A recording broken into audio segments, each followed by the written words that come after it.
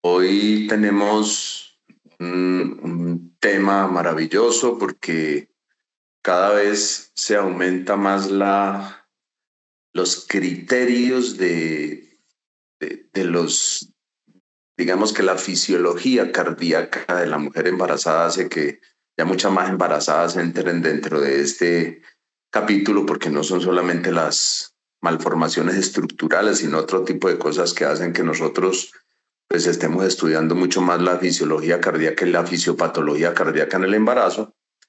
Y una parte que vamos a tocar es el enfoque periparto, la gestante con cardiopatía, que está a nombre, pues a cargo de la doctora Andrea Carolina Torres, que es una de nuestras residentes de la Universidad de Antioquia.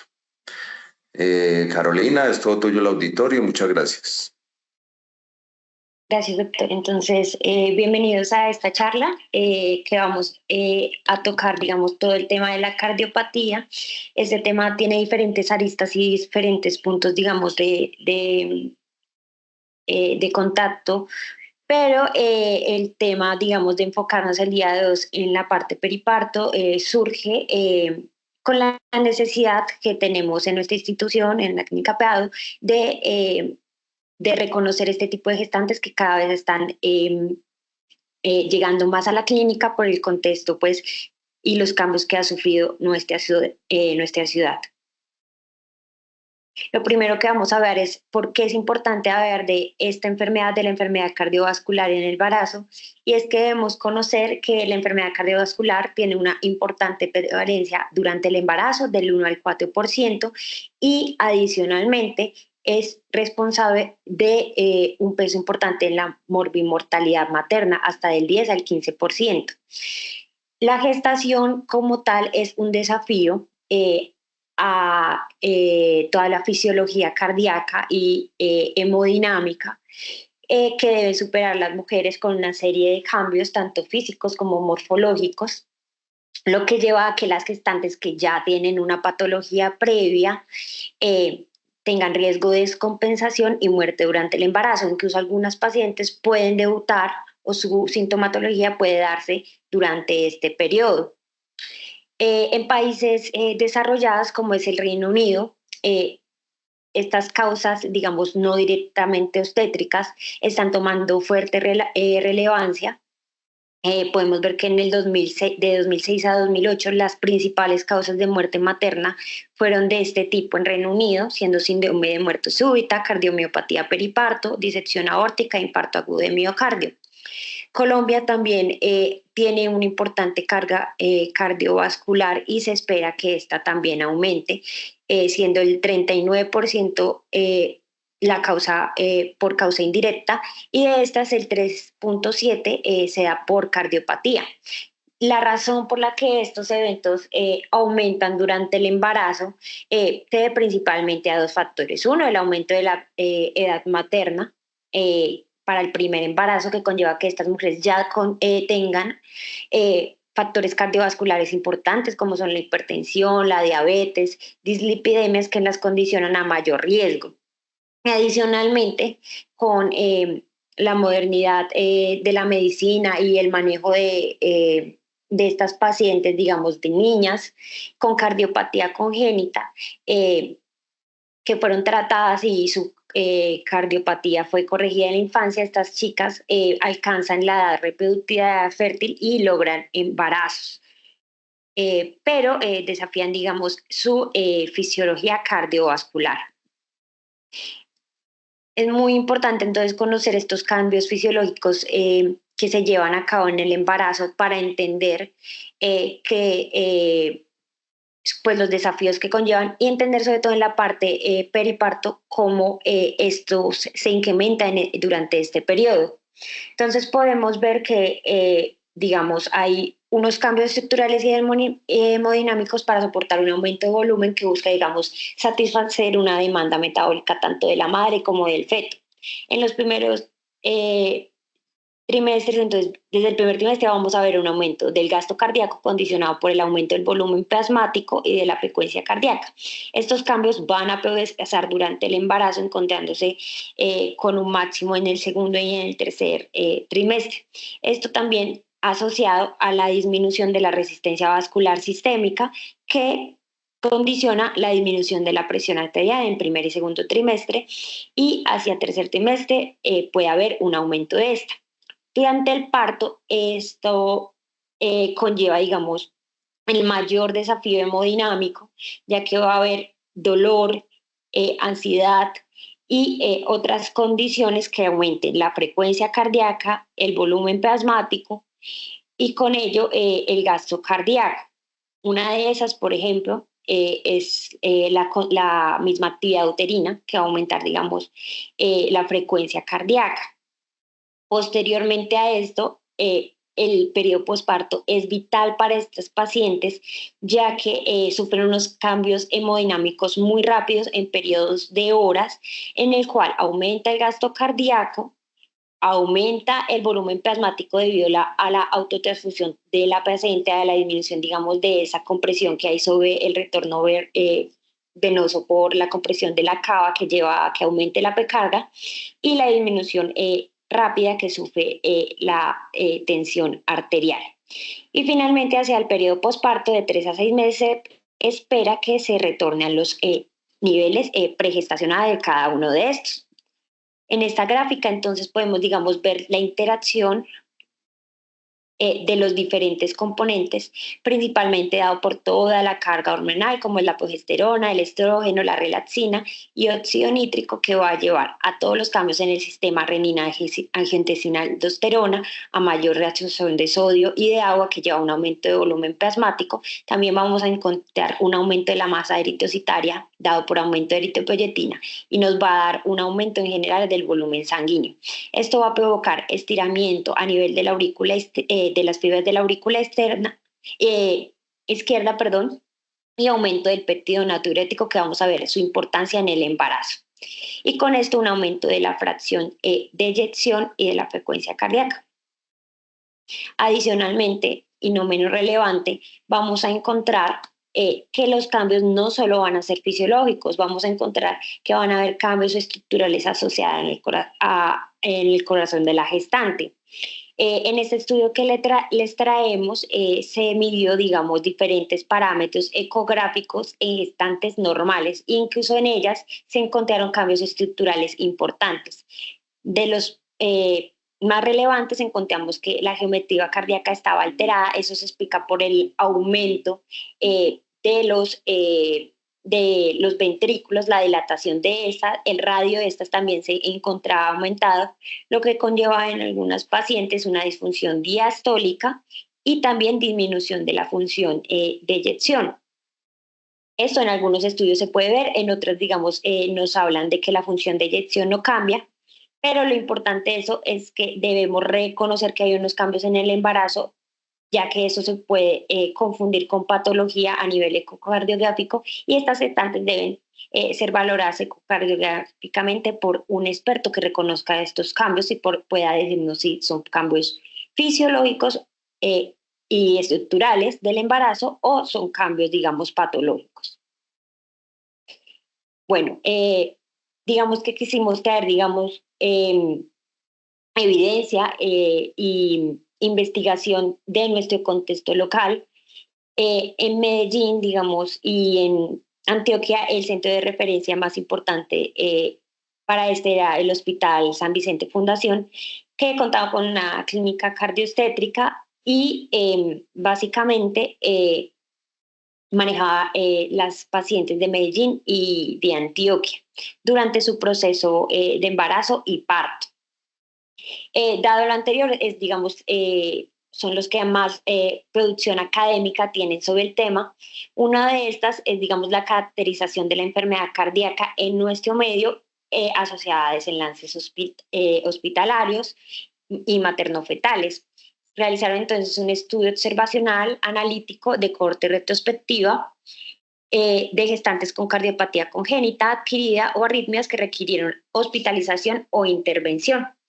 De estas, evaluaron 104 pacientes y permitieron identificación de variables importantes. La más relevante y a la que me gustaría llamarles la atención, porque este va a ser el tipo de cardiopatías que puede llegarnos a la clínica, ya que es la que se maneja en nuestro medio, son entonces el tipo de cardiopatías más frecuentes son las congénitas, seguidas por las valvulares, las arritmias y las disfunciones ventriculares. Digamos que la que mayor peso tiene son todas esas cardiopatías congénitas, que a su vez están compuestas por diferentes cambios estructurales y fisiológicos. También identificaron que la mayoría de pacientes tuvieron una primera valoración tardía hacia las 32 semanas e identificaron los eventos cardíacos por los cuales fueron hospitalizadas. Entre ellos, el más frecuente fue la falla cardíaca con un 5.8%, las taquiarritmias con un 3.9% y los bloqueos auriculoventriculares con necesidad de implante de marcapasos en un 1.9%. También se identificó la vía de parto que tuvieron estas gestantes, siendo que una gran parte, el 43.3%, tuvieron parto vaginal y 50% cesárea. Dentro de las pacientes que tuvieron cesárea hubo un menor porcentaje que fue por indicación de la enfermedad cardíaca, del 21.2%. Las demás, digamos que la indicación fue más obstétrica. Se identificaron también los eventos neonatales más importantes y que debemos tener en cuenta para conocer el riesgo de las pacientes y qué servicios pueden requerir. Dentro de los eventos neonatales, el más importante fue la prematuridad, hasta en un 15.3%, y dentro de los eventos obstétricos son los trastornos hipertensivos asociados al embarazo, hasta en un 7.7%. Ahora vamos a enfocarnos, digamos, al corazón de esta charla, y es conocer cómo debemos manejar a estas pacientes y cómo debemos enfocarla. Lo primero que debemos saber es la importancia que tiene la valoración, manejo y seguimiento por un equipo de corazón y embarazo o un equipo cardioestétrico. Este es un equipo multidisciplinario con gestión colaborativa que es clave para el tratamiento de este tipo de mujeres, y ya demuestra que su implementación disminuye la morbimortalidad en estas mujeres y disminuye, digamos, los eventos adversos. El equipo puede ser conformado por diferentes especialidades médicas, pero hay unos requisitos mínimos que nos saben las guías americanas, que es un cardiólogo, un obstetra y un anestesiólogo. Realmente no todos los centros van a tener con la capacidad de tener su propio equipo cardioobstétrico, pero sí es importante que absolutamente todos los centros tengan la capacidad de discusión con centros de referencia para definir el nivel de atención apropiado para cada paciente. Este equipo lo que va a hacer es realizar unas recomendaciones, unas conclusiones de cómo debe ser el manejo durante el embarazo y el parto, y la disponibilidad de su recomendación de estar 24 horas. Digamos que lo que nos sabe la guía europea y americana es que los miembros del equipo van a cambiar según la complejidad del caso.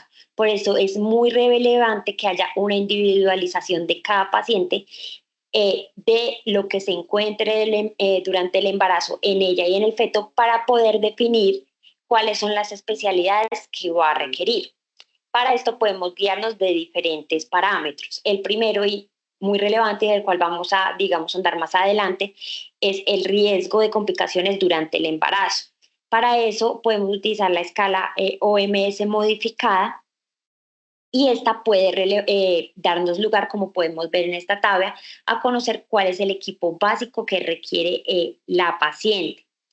Quiero relevar en esta tabla, como podemos ver, que las clasificaciones 1 y 2 tienen un equipo básico que incluso nosotros en nuestra institución tenemos la posibilidad de tener. Y también relevar que dentro de este equipo, digamos, deben estar las personas con mayor experiencia en el tipo de cardiopatías. También debemos individualizar el caso con la complejidad de la cardiopatía, cuál es el riesgo de prematuridad de ese feto, si se le encontró al feto patología cardíaca, porque eso va a implicar que va a requerir unos servicios de pediatría específicos, como son cirugía pediátrica, UCI neonatal y otros. Si necesita algún tipo de intervención la madre o neonatal, entonces vamos a definir si necesitamos un electrofisiólogo, si necesitamos un cardiólogo intervencionista, un cirujano cardiotorácico o si necesitamos un genetista y las comorbilidades, ya que muchas de estas también se pueden asociar a trastornos hematológicos u otros que requieran otras especialidades. Entonces, muy importante la individualización del caso. Bueno, digamos que toda la parte cardiostétrica tiene diferentes puntos y el equipo multidisciplinario va a tocarlos desde la preconcepción. Y esto es muy relevante porque los resultados tanto del periparto como perinatales no son aislados. Si bien esta charla se va a enfocar en esta parte, quiero dejar el mensaje claro de que si no controlamos la preconcepción, mejoramos, digamos, los factores de riesgo y controlamos la patología en todo el control prenatal, no podemos esperar o va a ser muy difícil alcanzar, digamos, un control adecuado en el parto y en el periparto. Y es un mensaje que quiero dar para entender de que debemos hacer una adecuada articulación, ya sea dentro de la clínica como con otros centros, digamos, que manejen a estas pacientes y que finalmente termine la paciente en el parto en nuestra clínica. Entonces, para relevar, entonces, el enfoque periparto en el que hoy nos vamos a enfocar, vamos a ver de el riesgo, la valoración del riesgo que se hace en cada punto de contacto con la paciente. Vamos a ver del plan de parto, el balance de riesgos maternos y fetales, cómo debe ser el parto, el modo, la anestesia y el posparto inmediato. Lo primero entonces a relevar es la clasificación del riesgo. El riesgo materno entonces nos sirve para evaluar el riesgo de complicaciones cardíacas durante el embarazo. Como mínimo, y leo esa palabra, la palabra mínima, la paciente debe contar con un electrocardiograma, un ecocardiograma y en algunas guías nos habla del BNP. Pero en general estas son todas las condiciones que deberíamos evaluar en todas las gestantes. Una historia clínica adecuada, la clase funcional, el BNP, la saturación de oxígeno, la prueba de esfuerzo, el electrocardiograma, ecocardiograma y en algunas pacientes, dependiendo sobre todo las pacientes que tienen patología aórtica, va a ser necesario el uso de TAT o resonancia para la valoración de esta. Vamos a ver un poquito de cada uno de estos ítems. Inicialmente debemos hacer una historia clínica y un examen físico muy completo, donde identifiquemos el tipo de patología cardíaca, si la paciente, sobre todo porque la mayoría va a tener cardiopatía congénita, ha recibido intervenciones para la corrección de esta, si tiene medicamentos actuales, valorar la necesidad de esos medicamentos y hacer el cambio por aquellos que sean adecuados durante la gestación, también valorar, digamos, el riesgo de tromboembolismo e iniciar tromboprofilaxis o anticoagulación si está indicado. También es importante la valoración del BNP y es que este se ha estudiado y está muy asociado a la aparición de eventos cardiovasculares adversos. El punto de corte para eso, según la guía que revisemos, si revisamos la COD o la guía europea, puede ser mayor a 100 picogramos mililitro o mayor a 128 picogramos mililitros, están asociados a eventos adversos durante el embarazo. Y es muy importante durante el seguimiento y conocer el estado durante el parto. También la saturación de oxígeno es un factor pronóstico muy importante, que ésta sea mayor al 90%. Y el electrocardiograma es muy importante, ya que sea que la paciente tenga trastornos del ritmo o trastornos estructurales, las gestantes tienen mayor riesgo a arritmias de nuevo. Adicionalmente, en pacientes con alto riesgo está indicado el Holter. ¿Cuáles serían estas indicaciones? Las arritmias que ya conocemos en la paciente o si la paciente tiene síntomas de nuevo, principalmente palpitaciones. También es importante conocer la clase funcional. La clase funcional nos va a dar un riesgo importante, siendo la 13-4 la de mayor riesgo. Y esta suele cambiar mucho durante la gestación. Inicialmente las pacientes pueden tolerar Los cambios fisiológicos desde el embarazo pues, están presentándose con una clase funcional 1, pero hacia el final de la gestación, si no hay una adecuada, digamos, compensación y adaptación, las pacientes pueden progresar rápidamente a un IJA 4, lo que va a llevar a un alto riesgo. Recordar entonces la clasificación. Uno es la no limitación a la actividad física. 2, la ligera limitación a la actividad que causa disnea, cansancio o palpitaciones. 3, la marcada limitación. Y la 4, cuando ya esta limitación se presenta en reposo. Las pruebas de esfuerzo van a ser muy relevantes, también nos dan un factor pronóstico importante, pero pues su relevancia es objetivizar, digamos, toda la clase funcional. Se ha dicho que es un predictor de la capacidad de la mujer para tolerar el embarazo, ya que una capacidad del ejercicio mayor al 80% nos habla de mejores desenlaces y una mejor adaptación al embarazo.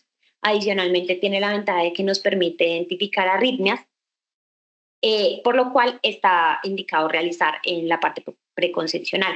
La mayoría de pacientes, digamos, no llegan con esta, pero si tenemos en paciente embarazada, se puede realizar una prueba de esfuerzo submáxima, es decir, con una frecuencia cardíaca máxima tolerada del 80%. También conocer que el ecocardiograma con estrés con dobutamina no está indicado en las pacientes gestantes. El ecocardiograma es vital y es básico en este tipo de pacientes y en este debemos tener en cuenta varias cosas. Lo primero, como les mencionaba, en los cambios morfológicos, hay unos cambios en los parámetros debido a la gestación, lo que requiere que sea realizado por manos expertas. Dentro de esos encontramos la leve dilatación de las camas cardíacas, el aumento del grosor de la pared del ventrículo izquierdo, el aumento de gradientes valvulares, que pues requieren de un ojo experto que pueda identificar si es fisiológico ese cambio o son patológicos. ¿Qué objetivos vamos a cubrir con el ecocardiograma y por qué es importante realizarlo? Primero, lo necesitamos para hacer una adecuada evaluación de la anatomía cardíaca, determinar la FEBI, es decir, la fracción de eyección que maneja la paciente, ya que este es un factor pronóstico importante, el riesgo de hipertensión pulmonar, como vamos a ver más adelante en la charla, que es uno de los factores más altos de mortalidad en el grupo de gestantes, la presencia de trombosis intracardíaca y algunas variables pronósticas que se nos piden en las escalas de riesgo y que es indispensable para poder clasificar a la paciente. Respecto al método en el cual lo vamos a realizar, podemos realizarlo por un ecotest torácico o un ecotest esofágico. Idealmente se va a hacer un ecotest torácico, ya que es una opción disponible y barata, y adicionalmente las pacientes gestantes tienen mayor riesgo de vómito, de broncoaspiración, de aumento de la presión interabdominal y requieren durante la realización de un ecocardiograma esofágico de la vigilancia fetal. Sin embargo, hay unas indicaciones claras que se nos dice en la cual se debe utilizar. Entre eso están las endocarditis, la oración de las válvulas protésicas y los estudios de trombos intercavitarios, en los cuales, pues, digamos, no está contraindicado y se prefiere el riesgo-beneficio de realizar el eco esofágico. Ya tomando todas estas variables y realizando el análisis de esta, se nos recomienda por diferentes guías, principalmente la guía europea de cardiología y la Asociación Americana del Corazón, que se clasifique a la gestante. Y la clasificación recomendada por estas guías es utilizar la clasificación OMS modificada, que es esta que encontramos en la diapositiva. ¿Por qué? Bueno, a partir del diagnóstico y las diferentes variables pronósticas, vamos a clasificarla en OMS 1, 2, 2, 3 y 4. Esto nos permite conocer el riesgo de la paciente y la tasa de eventos cardíacos maternos. Adicionalmente, nos propone cómo debe ser el seguimiento prenatal, el parto y el parto, básicamente. Relevar entonces que la clasificación de bajo riesgo son las OMS 1 y 2 y moderado alto son las 2, 3, la 3 y la 4. Y esto es importante ya que esto nos permite identificar el nivel de atención de la paciente. También en la tabla, como pueden ver, va a haber importantes variables dependientes del ecocardiograma, como son la FEBI, algunas, digamos, parámetros como el grosor de algunas válvulas o el diámetro de estas, que van a ser importantes valorarlos, así como la hipertensión pulmonar. Sin embargo, las guías también son claras en que no es suficiente realizar la clasificación con la escala de OMS y se nos pide que hagamos o, digamos, finemos la clasificación con otro tipo de escalas. ¿Cuáles escalas adicionales hay? Está el CARPRET 1 y 2 y el SAHARA. En esta diapositiva les traigo el CARPRET 2, el cual está altamente recomendado y podemos adaptar a nuestro medio, en el cual valoramos el riesgo de un evento cardíaco primario. Esta escala básicamente tiene unos predictores y nos da un puntaje para estos. Dentro de estos se encuentran los eventos cardíacos previos o arritmias, la que hace funcional basal, si tiene válvula mecánica o no la paciente, si tiene disfunción ventricular, si tiene básicamente obstrucción del tracto de salida del corazón izquierdo, ya sea la mitral o la válvula aórtica, la hipertensión pulmonar, la enfermedad coronaria, artopatías de alto riesgo, intervenciones cardíacas previas y valoración tardía en el embarazo. A cada uno de estos se le asigna un puntaje y podemos conocer, digamos, el riesgo de evento cardíaco primario. También existen importantes predictores de eventos cardíacos maternos y neonatales que deben ser valorados y buscados de forma activa durante la valoración de la paciente y que nos avisan del riesgo. Les traigo esta tabla que es muy importante conocer, que básicamente nos habla de las patologías con mayor complicación materna durante la gestación. Esta se conoce como una memotecnia, que es la memotecnia NOPE, que nos permite identificar rápidamente cuáles son esas gestantes de mayor riesgo. Entonces vamos a tener que las gestantes de mayor riesgo son aquellas que tengan una clase funcional avanzada antes del embarazo, que son todas las MIJA 2, una disfunción ventricular izquierda menor al 40% de la fracción de eyección, lesiones obstructivas izquierdas con una área valvular mitral menor a 2 centímetros, un área valvular aórtica menor a 1.4 centímetros cuadrados y un gradiente estimado mediante Doppler del tracto de salida del ventrículo izquierdo mayor a 30. Y historia previa de arritmias que tenga repercusión clínica o que hayan tenido ACVs o insuficiencia cardíaca. Lo que nos sabe estas guías es que las escalas fueron realizadas en países de desarrollo, desarrollados, por lo cual puede que se adapten mejor a el entorno de estos y pueden no adaptarse tanto a países como el nuestro, que son países en vías de desarrollo. Teniendo en cuenta lo anterior, la Clínica Cardioestética acá de Medellín realizó una validación de esos modelos de predicción de desenlaces cardíacos para el CARPRET y la OMS en nuestra población. Para eso hizo un estudio de corte prospectiva de validación y comparación de los dos modelos, en el cual se estimó el riesgo de desenlaces predichos según la escala y los observados. Podemos ver entonces una adecuada correlación. Acá realmente el grupo en el que menos hubo fue en el grupo de alto riesgo, pero los autores saben de que seguramente eso se debió a la baja muestra que tuvo este estudio. Este grupo, perdón.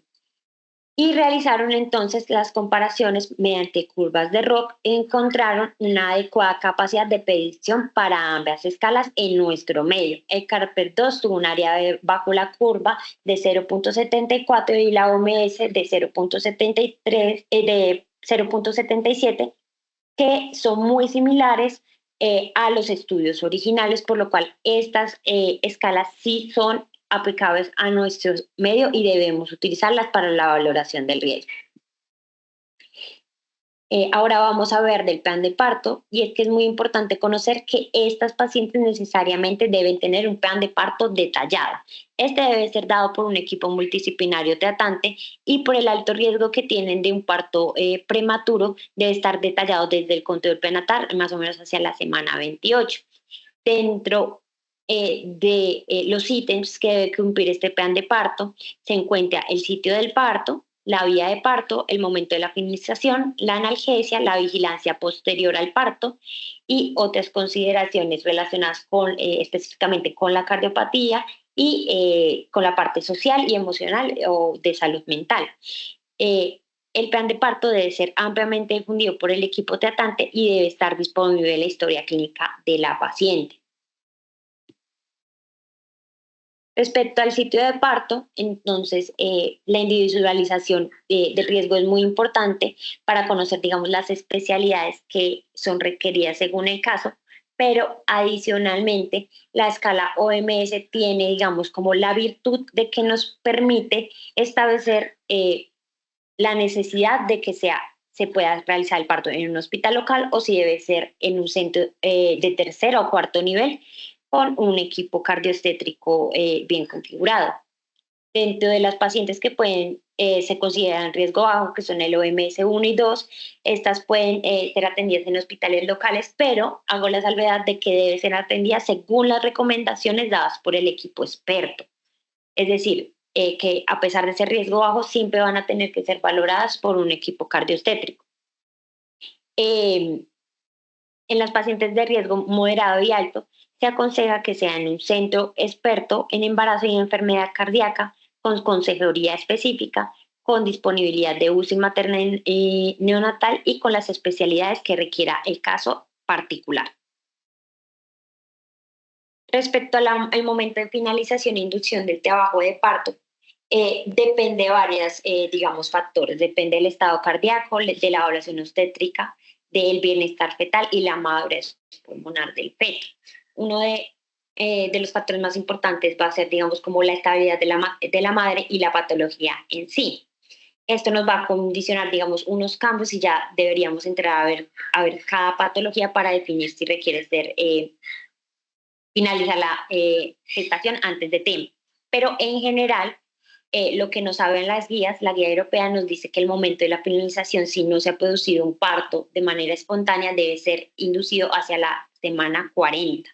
Otras guías, como la guía americana, nos habla de que esto debe ser antes para evitar a que se llegue, digamos, a la descompensación y puede ser alrededor de la semana 39. Se ha demostrado que entonces la inducción del embarazo, del parto, conlleva una reducción de riesgo tanto de cesárea de urgencia hasta un 12%, de óbito fetal hasta un 50%. Sin embargo, se debe valorar muy bien a la paciente y determinar si debe ser antes según las complicaciones o la inestabilidad hemodinámica. Respecto a los métodos, se pueden utilizar, digamos, métodos farmacológicos, la dinoprostona y el misoprostol son seguros para este tipo de pacientes, pero se preferiría métodos mecánicos como son los balones de maduración cervical o herramientas osmóticas para pacientes en el cual la disminución de la resistencia vascular sistémica, que son, digamos, el principal evento adverso de los métodos farmacológicos, sería perjudicial. También el uso de infusión de oxitocina o la ruptura de membranas son seguros en este tipo de pacientes. Respecto a la vía del parto, típicamente pues existe el mito de que este tipo de pacientes deben ser llevadas a cesárea por un aumento, digamos, de las presiones cardíacas, disminución de la precarga debido a todo el proceso que lleva el parto y las maniobras de Valsalva. Sin embargo, esto es falso y se han realizado estudios en el cual se ha encontrado que las maniobras de Valsalva no perjudican o no tienen, digamos, implicaciones en la función hemodinámica de estos pacientes. Entonces encontramos que la vía de parto vaginal es de elección inicialmente en todas las pacientes. Tiene un menor riesgo de pérdida de sangre, de infección, de trombosis venosa y de embolia. Lo que se debe hacer es tener algunas precauciones y es que se debe favorecer que la segunda etapa, la fase activa de la segunda etapa sea muy corta. Eso se puede hacer facilitando el descenso máximo de la cabeza antes de iniciar esta. Van a haber algunos tipos de patologías dependientes de precarga, como son la ortopatía, la enfermedad valvular, la circulación de Fontan y la hipertensión pulmonar, en el cual va a ser necesario instrumentalizar el parto, hacer una asistencia de esta segunda etapa con uso de forceps o de ventosa para disminuir al máximo el esfuerzo materno. Y conocer que es fundamental la analgesia neuroaxial, ya que el proceso del parto lleva a un aumento de dolor, de ansiedad, que provoca aumento de frecuencia cardíaca, de presión arterial y del gasto cardíaco, y que puede ser perjudicial para estas pacientes, por lo cual el manejo del dolor es fundamental. Respecto a la vía de parto por cesárea, generalmente esta va a ser por indicación obstétrica. Y es que se ha encontrado que no hay un beneficio materno para realizarla y se asocia a parto prematuro y a bajo peso para edad gestacional. Sin embargo, hay unas patologías cardíacas que se consideran si deben ser llevadas a cesárea, como son las pacientes que tengan un trabajo de parto en el que se presenten con anticoagulantes orales. Esto es muy raro, ya que la mayoría de pacientes están anticoaguladas con heparinas de bajo peso molecular, pero puede presentarse. En este caso se considera hay un alto riesgo de un parto vaginal para el feto, en el cual puede sufrir una hemorragia intraventricular, por lo cual se prefiere el parto por cesárea.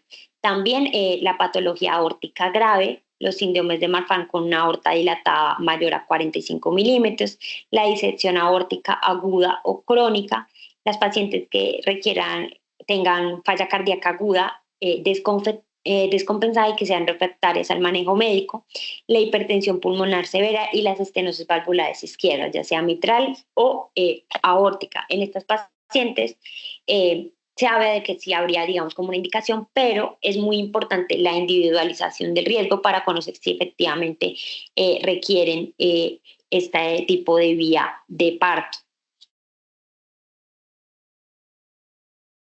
Respecto al trabajo de parto, debemos conocer que estas pacientes deben tener una monitorización materna muy juiciosa. A todas ellas se les debe hacer control de la tensión arterial, de la frecuencia cardíaca y de la saturación de oxígeno.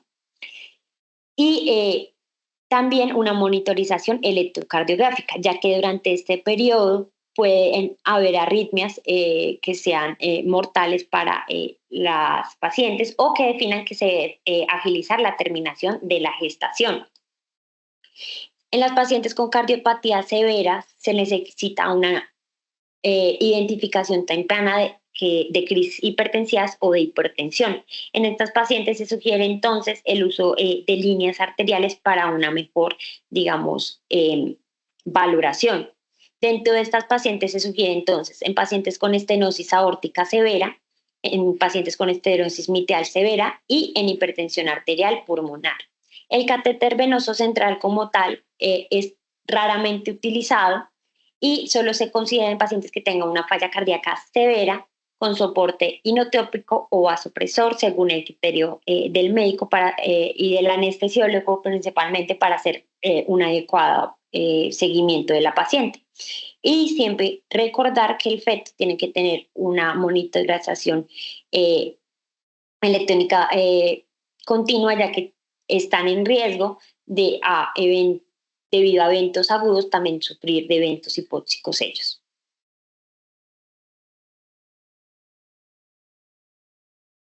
Como lo mencionábamos, entonces el parto implica contracciones uterinas, dolor, ansiedad y unos cambios, digamos, en el aumento del gasto cardíaco, por lo cual la analgesia neuroaxial efectiva es indispensable.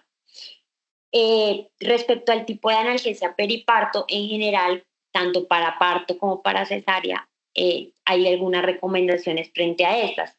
Para la cesárea, realmente la anestesia general no se recomienda, se prefiere la anestesia regional, ya que la anestesia general disminuye la contractibilidad cardíaca, aumenta la resistencia vascular pulmonar por la presión positiva y además hay una hipotensión asociada a anestésicos que puede ser difícil de controlar y una exposición fetal a estos anestésicos volátiles.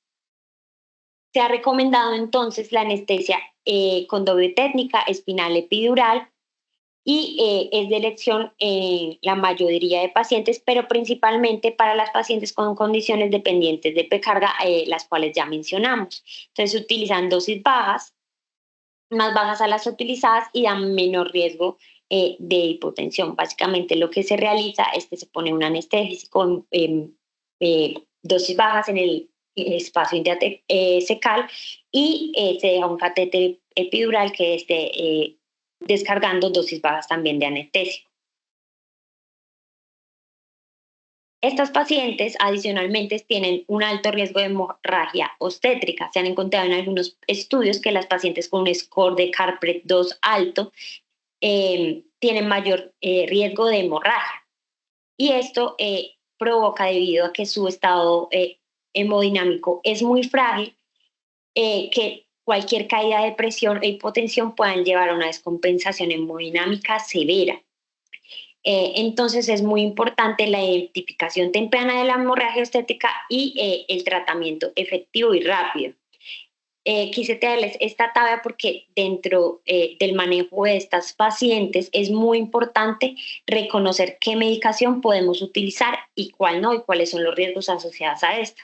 Respecto a la oxitocina, que la cual utilizamos en la hemorragia de posparto y también la podemos utilizar como método de conducción del trabajo de parto, tiene efectos adversos como lo son la hipotensión, la disminución de la resistencia vascular sistémica y la taquicardia refleja.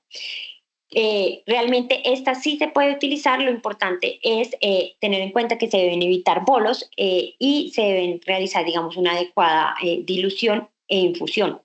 La metilergonobina en este tipo de pacientes puede causar vasoconstricción con hipertensión y isquemia miocárdica, por lo cual está contraindicada especialmente en pacientes con hipertensión crónica, con preeclampsia, con aortopatías, con enfermedad coronaria sistémica.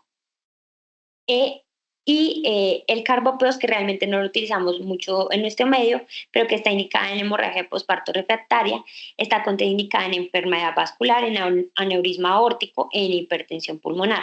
También, como tal, no es un medicamento de hemorragia obstétrica, pero que podemos utilizar para detener, digamos, taquicistolia o en síndrome de parto prematuro está la terbutalina, que también está contraindicada en este tipo de pacientes y que, digamos, agreguen en esta diapositiva para que conozcan que este medicamento que utilizamos tanto en obstetricia no se debe utilizar en este tipo de pacientes.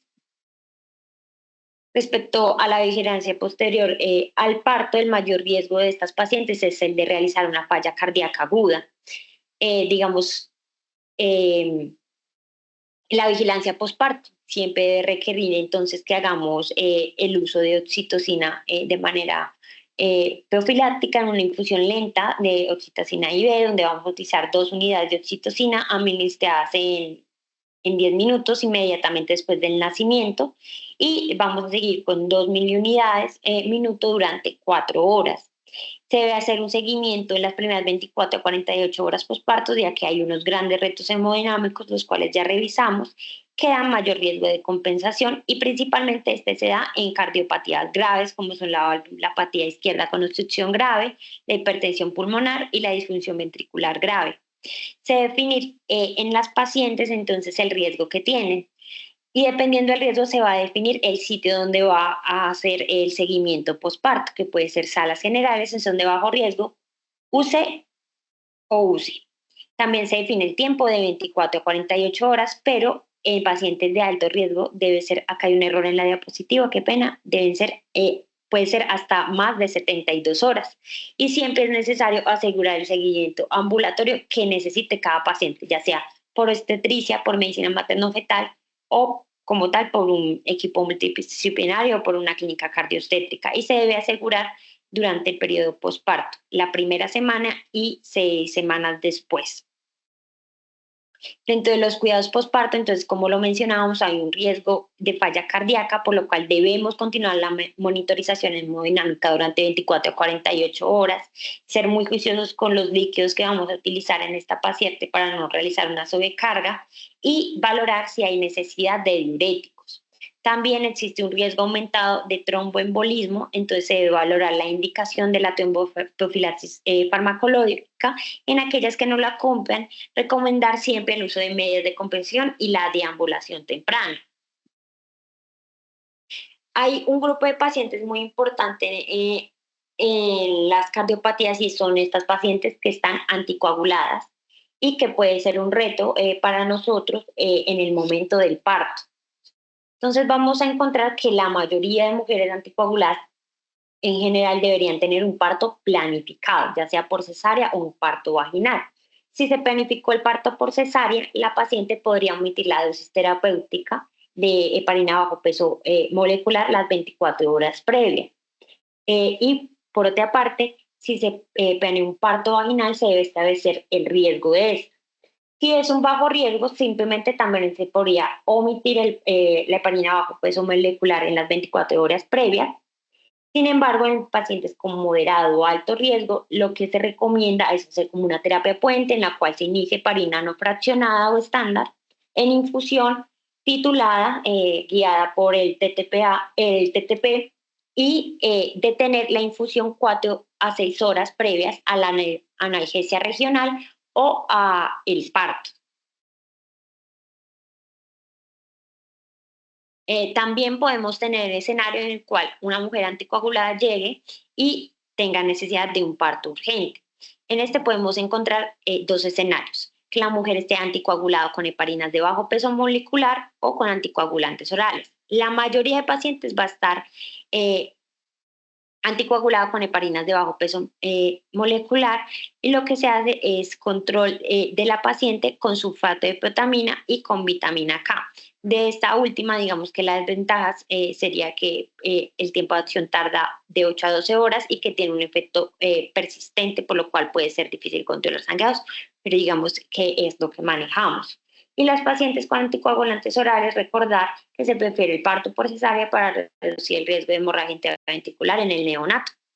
Además, digamos que los fetos pueden permanecer anticoagulados hasta 8 a 10 días tras interrupción de los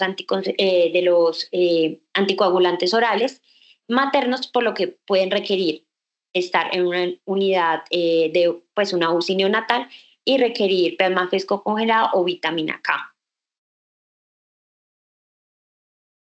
En el posparto, entonces, es muy importante determinar el riesgo de las pacientes para el reinicio de la anticoagulación. En las pacientes de alto riesgo se recomienda reiniciar la heparina no fraccionada 6 horas posparto. Y para las de riesgo moderado o bajo, la heparina de bajo peso molecular profiláctica 6 horas posparto, guiados, digamos, por el peso para definir la dosis. Y muy importante, digamos, que estas recomendaciones no aplican para las pacientes con prótesis mecánicas. Digamos que esto es todo un capítulo que implicaría una revisión aparte para, digamos, hablar un poquito de este tipo de pacientes. Rápidamente voy a, digamos que pues cuestiones de tiempo, voy a hablar de dos patologías importantes que son, digamos, de las de mayor riesgo en el embarazo y que nos implican, digamos, otras condiciones en el parto. Vamos a hacer una revisión rápida debido a que ya casi nos quedamos sin tiempo. La primera de estas es la hipertensión pulmonar, arterial pulmonar. Básicamente se define como la elevación de la presión arterial pulmonar mayor a 25 milímetros de mercurio en cateterismo cardíaco derecho. Y digamos, hay diferentes definiciones hemodinámicas que tienen en cuenta las presiones de llenado y por eso la presión precapilar o la postcapilar, pero en general son las presiones de llenado del ventrículo izquierdo menores a 15 milímetros de mercurio y una resistencia vascular pulmonar mayor a 3. En esta, pues la mayoría de guías, los pacientes que tienen hipertensión arterial pulmonar contraindica el embarazo porque tiene una alta mortalidad materna hasta el 30% y fetal también hasta el 30%.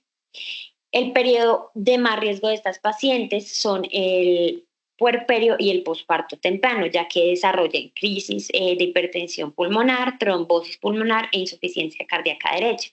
Algunos factores de riesgo asociados a estas pacientes que podrían llevar a desenlaces adversos son el síndrome de Eisenmenger, la hospitalización tardía, una saturación de oxígeno baja, un nivel de BNP elevado, el derrame pericárdico, si se usó anestesia general y la gravedad de la hipertensión pulmonar. En general existen diferentes cambios a nivel de estas pacientes que conllevan a un aumento del riesgo de falla ventricular derecha, entre ellos el aumento del gasto cardíaco, la hipercoagulabilidad, la disminución de la resistencia vascular sistémica y el aumento del shunt de derecha a izquierda, lo que lleva a hipoxia, las arritmias, el parto y el nacimiento tiene un importante riesgo en ellas, ya que lleva a una autotransfusión y a una, bueno, a que se desobstruye, digamos, el retorno venoso y con eso aumente la precarga, lo cual ellas no suelen soportar estos altos volúmenes debido a su hipertensión. Y el posparto lleva, digamos, a una movilización de líquidos dentro de los compartimentos corporales que aumenta, digamos, el riesgo de sobrecarga. Dentro de la hipertensión pulmonar, entonces, relevante en la parte de periparto, conocer la importancia de que haya un adecuado plan. Algunos autores mencionan que estas pacientes deben ser desembarazadas o finalizar la gestación hacia la semana 34. Sin embargo, usted llega a un alto riesgo de prematura edad. Entonces, esto va a depender también de la estabilidad hemodinámica de la paciente y se puede retrasar hasta la semana 37 según revisiones más actuales. La anestesia, CPP, anestesia regional y no utilizar general por los riesgos que conlleva en la paciente. Tratar, digamos, la sobrecarga de volumen con diuréticos de manera temprana y inotrópicos. Y todas estas pacientes deben ser vigiladas en UCI por lo menos 72 horas para valorar, digamos, todo este riesgo de sobrecarga hídrica. Y el seguimiento debe ser posparto hasta 1 o 2 semanas después, ya que tienen un alto riesgo. También encontramos las enfermedades de la aorta, las cuales son poco frecuentes, pero tienen una alta mortalidad. Y hay muchas mujeres que debutan durante el embarazo o el diagnóstico es de nuevo durante esta. El mayor riesgo de estas pacientes es el aneurisma y la disección.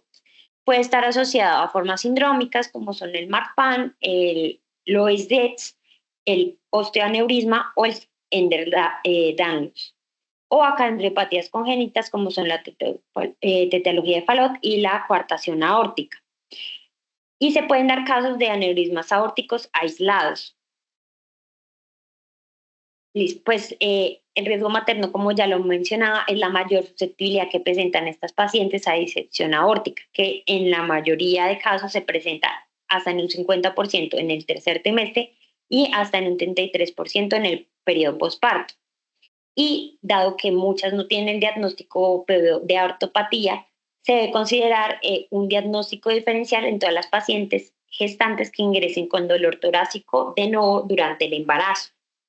Hay unos factores determinantes que nos van a indicar el manejo que deben tener esas pacientes y uno de estos es, digamos, los diametrios aórticos, ya que esto se ha estudiado y es el principal determinante de riesgo de disección.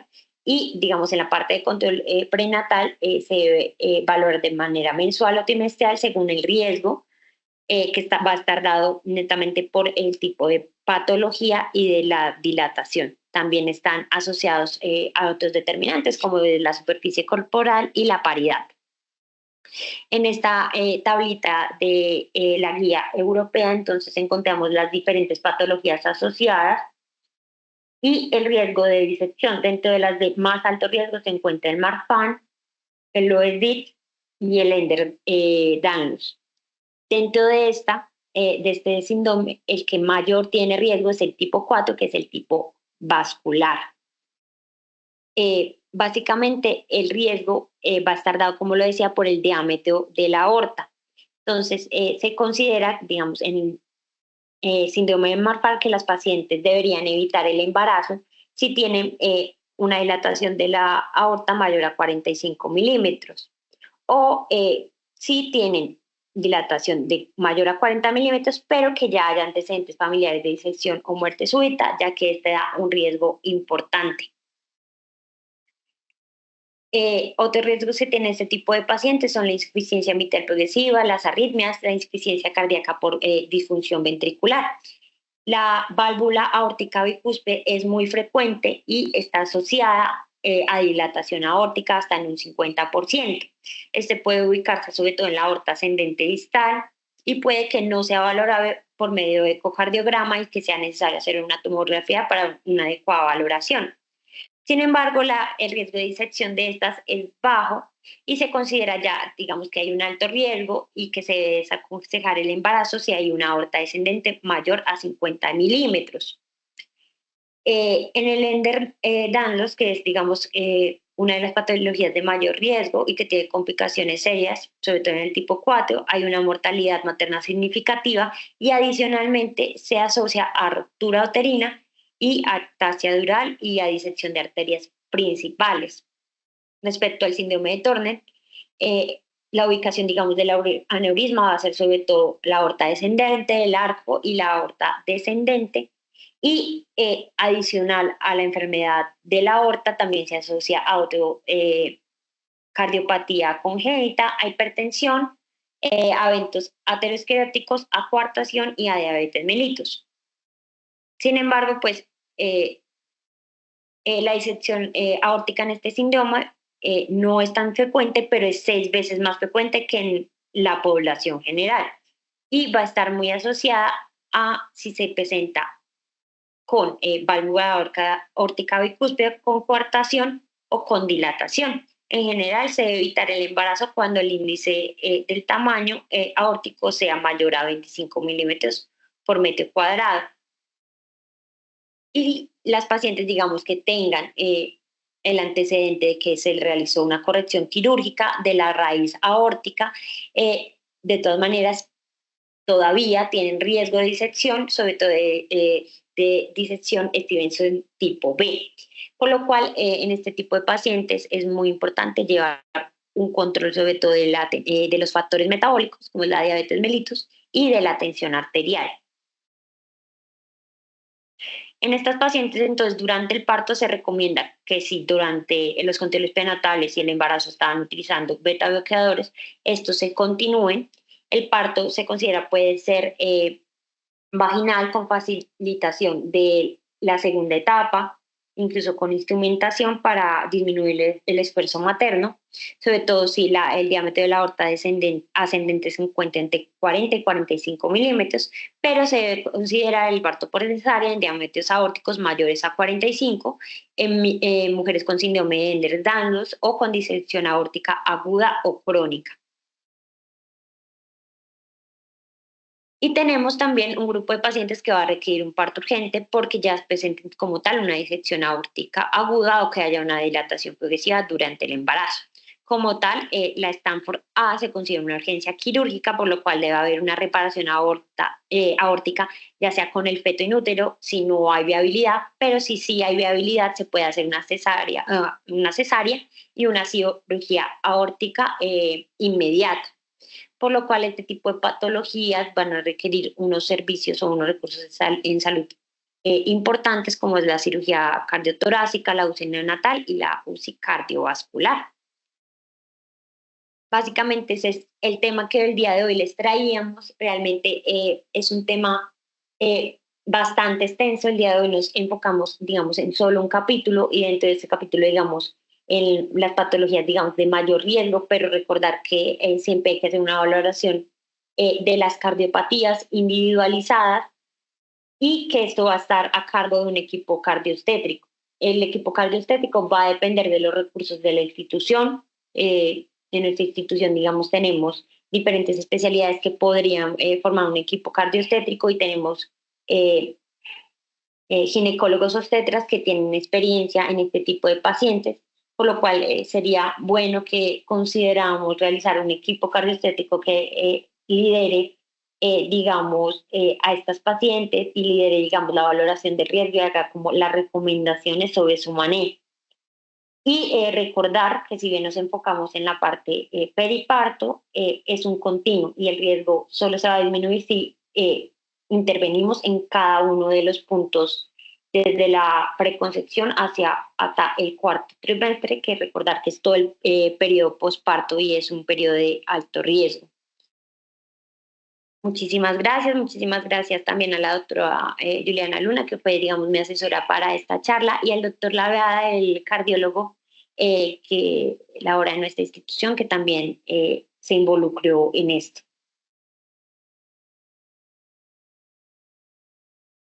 No sé si hay algún tipo de pregunta sobre la presentación o algún tipo de comentario.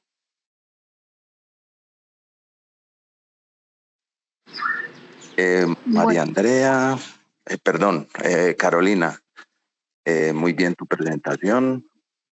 Yo pienso que queda como todo muy claro. Yo pienso por cuestiones de horario y es muy difícil ya hacer como más preguntas. Al menos no sé si hay algún comentario en el grupo. Yo sí quería pues como felicitar pues a Carolina por la excelente presentación, y digamos que queríamos enfocarlo muy pues como lo hizo. O sea, primero tenemos que tener en cuenta los cambios fisiológicos del embarazo. Los que han rotado conmigo, yo creo que pues he sido como muy enfática, pues que digamos que a veces las clasificaciones tienen muchas cosas que al final se pueden resumir en eso, en lo que, pues digamos, en esa sigla que decía Carolina, que es el NOPE, que es, digamos, que uno siempre durante todo el control prenatal tiene que evaluar primero la clase funcional de la paciente, ¿cierto? Pacientes que, o sea, digamos que los que tenemos más riesgo de descompensación, incluso pues como indicación de cesárea, pues la cesárea va a ser una indicación generalmente obstétrica. Sin embargo, las pacientes que más se van a descompensar va a ser la N, que son NIJA, las pacientes que tienen una NIJA mayor o una clase funcional mayor a 2, la O, generalmente, pues digamos cualquier patología que genere obstrucción del tracto de salida, que las mencionó Carolina muy bien, la estenosis mitral severa sintomática o una estenosis aórtica severa. Esas pacientes van a tener riesgo o van a requerir cesárea.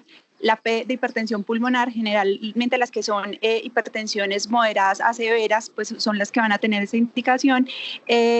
Y la E de la fracción de eyección, que es muy importante, pues evaluar también durante el embarazo cómo se va a comportar ese corazón, definir pues digamos, saber que es una disfunción severa, que digamos que una fracción de eyección mayor del 40% va a tener riesgo de complicación, y que esas pacientes generalmente pues deben de ser llevadas a cesárea, o lo que hablábamos sobre los anticoagulantes orales que no hayan tenido pues como esa terapia puente. Pero realmente pues creo que todo se abordó adecuadamente en la charla. Entonces, felicitaciones. Arturo, ¿me oye? Sí, doctor, sí lo vimos. Buenos días, Jader Gómez, mucho gusto y muchas felicitaciones a la doctora. Yo quería como de pronto hacer un análisis, y es como un retornar y una reflexión hacia la semiología básica. Entonces, acordarnos que estas pacientes, pues si bien todo parte de una muy buena historia clínica y un muy buen examen físico, entonces motivarlos a que usemos el estetoscopio y hagamos una auscultación cardiopulmonar adecuada de nuestras pacientes. Se nos olvida con mucha frecuencia que la obstetricia no es solamente medir las barriguitas de las mamás y oír las fetocardias, sino hacer una auscultación cardiopulmonar adecuada. Y si tenemos alguna duda de que tenemos un soplo cardíaco no adecuadamente estudiado, pues hacer los estudios básicos. Entonces encuentra uno que muchos pacientes no tienen un diagnóstico previo de cardiopatía, y en una consulta de obstétrica encontramos que tiene la afectación cardíaca importante. Y acordarse de estudiar al bebé. Siempre que hay una cardiopatía congénita en la madre, debemos descartar una cardiopatía congénita concordante o no con la de la mamá, y la indicación de la ecocardio fetal. En este aspecto, el Marfan es la patología que más se hereda, con un 50% dada su tipo de herencia autosómica dominante. Luego le sigue con un 17% la estenosis aórtica. Gracias.